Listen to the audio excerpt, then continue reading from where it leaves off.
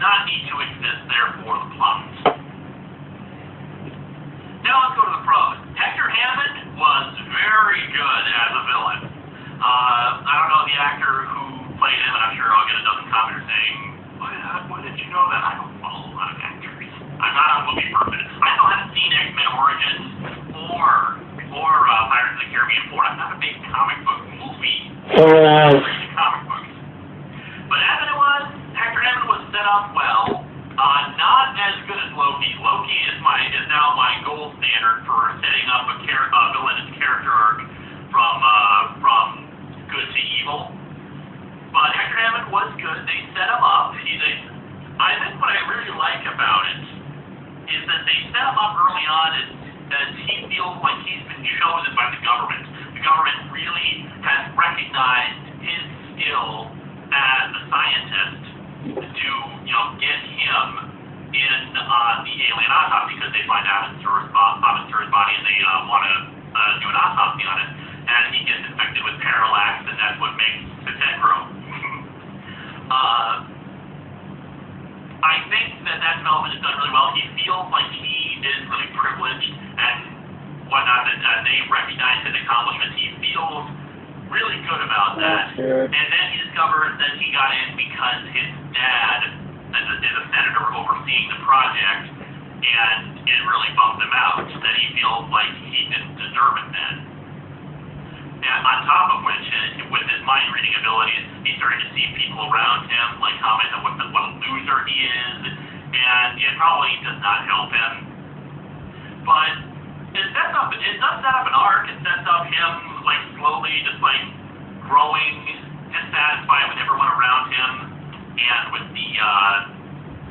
and why he should embrace these powers that's developing inside of him. On top of which, he's infected with parallax, so it's probably affecting his judgment and just amplifying his rage. I thought that was handled very well. I really enjoyed that. I thought it was well acted, and as the kind of second villain, it gave a more human touch as a villain between him and Hal Jordan. And it also shows Hal's own humanity when he offers up the ring to him. Yes, I know it was a trick so that he could, because, it was the UFB chosen thing. But at the same time, he doesn't really know that, does he? Also, Carol Ferris got a chance to save Hal Jordan's life briefly. I always like to see those kind of scenes. Carol Ferris wasn't really all that developed, but she was shown as a business-savvy woman who manages to rescue the contract and make diamonds out of coal in a bad situation. So I liked that. I also like the fact that she was just like, "You're Hal Jordan. I've known you since you were a little kid. What are you gonna? Is it just because your cheekbones are covered, I'm not gonna recognize you?"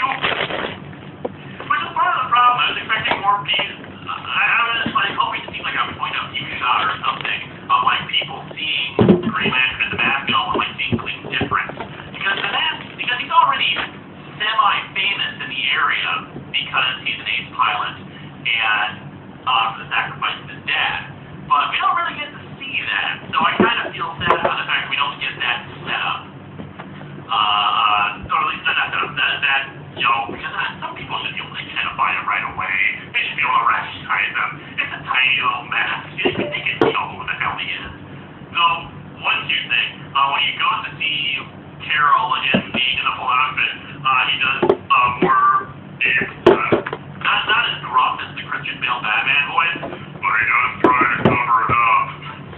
And Carol sees through it right away. I like that. The CGI looks a lot better than it did in the trailer, I'll tell you that. When I first saw the CGI for his suit, in that first trailer, it looked awful. The problem was that it looked too small. It looked like he had this huge head on top of a really tiny body.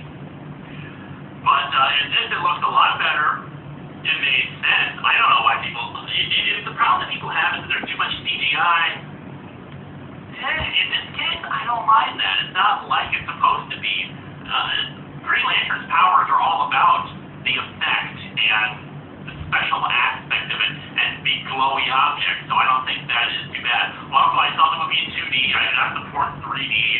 I hate that as a gimmick. I'm not going to embrace it, and I'm sure as hell not going to let that interfere with my enjoyment of it. But yeah, I enjoyed it. What are some other good things that worked?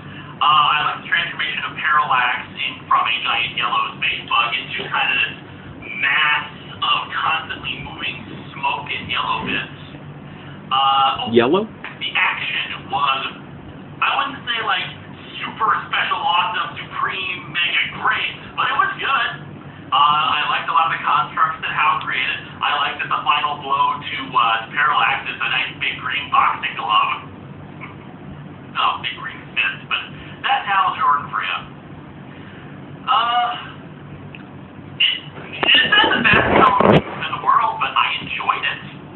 I liked it. I wasn't walking into it as expecting it to be the next Dark Knight or anything like that. I was walking into it to have a good time, and yeah, there's some plot holes here and there, but nothing so egregious that it completely ruins the entire thing. At least none that I saw, and this is right after I saw it, so maybe there's stuff I missed.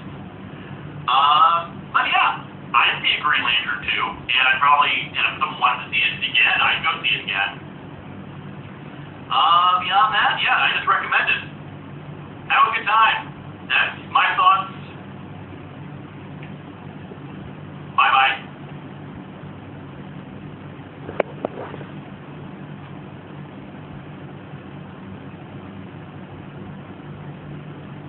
And they're not all...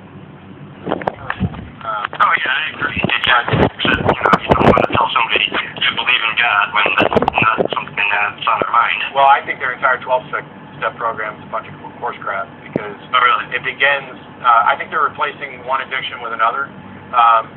When your 12 steps include admitting that you are powerless over this, I think that's the worst possible thing you can do to somebody. I agree. Is to convince them that they can't do this on their own, and therefore they must rely on some higher power, and the number of things that they have to do through this 12-step program. It's not empowering. It's victimizing, and they're trading one addiction for a new one, and that is addicted to the group, to the program. I completely philosophically it's wrong, but on the legal aspect, is there anything, I guess the only thing we can do is ask around for other organizations? I know it's been fought before in one. Do you know where that is, or? Not off the top of my head, no. Alright, well, I'll send an email, maybe I'll get the details later. Okay, Google is your friend. Alright, thanks a lot. Sure, I like it. Brandon in Memphis, how are you? What's up? Yeah, I wanted to tell you all that religion is sick. Okay, thank you. Sure. Hold up, I'm not done yet. Alright, why I say that is because, I became a Muslim, and, I accepted everything in it, whatever. But then, I got a lot of Christian family, and I got a lot of friends and family that's also Muslims, but they don't actually follow, so I was left to believe that all these people going to hell, and all that. But they started teaching me about ignorance because, a lot of people was trying to teach me, Islam is wrong. So they was teaching me about Christianity, but, I wasn't accepting that. So then that's when I realized I was being ignorant by believing in a God, and that's why I don't believe in one. But also, just yesterday, I'm listening to y'all's show, and at the same time I'm playing Tetris. It's funny because the Black Farm, a perfect cross, it was just funny to me. And on that note, we got to let you go because shockingly the show is over. Thanks for calling in. My apologies for the other people still waiting on the line. There's the crew list. Thanks to all you guys for all the work you do, and thanks Jeff for showing up. Thank you. We'll be back next week. And because we raised over $30,000 for Camp Quest, I'll be doing a show in drag probably in July. So keep your eyes out for that. Bye-bye.